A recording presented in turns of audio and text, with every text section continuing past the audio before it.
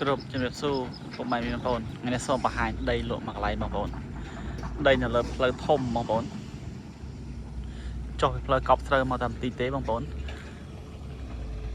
ផ្លូវនេះចាក់ទៅខុនដូអ្នកអាញាហុងពាវខុនដូពិភពថ្មីសែនសុខបងប្អូនហើយសម្រាប់ផ្លូវនេះចុះពីផ្លូវកប់ស្រូវមកប្រហែលជា5 ទៅ 600 ម៉ែត្រទេបងប្អូនហើយដីយើងកែងនេះបងប្អូនកៅជាងគុណកៅជាងបងប្អូន7800 ក្រេជាងនៅខណ្ឌសែនសុខបងប្អូនហើយផ្លូវនោះផ្លូវ20 ម៉ែត្រនោះចាក់ទៅរោងចក្រធំ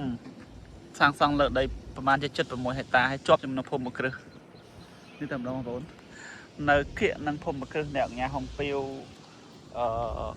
ផ្លូវកប់ស្រូវបងប្អូន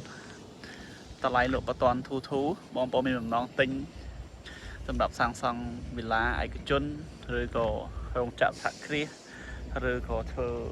សំណង់ផ្ទះល្វើយបរិយលក់បងប្អូនត្រូវតែម្ដងដីកែងបងប្អូនកែងផ្លូវ20 ម៉ែត្រកែងនឹងផ្លូវ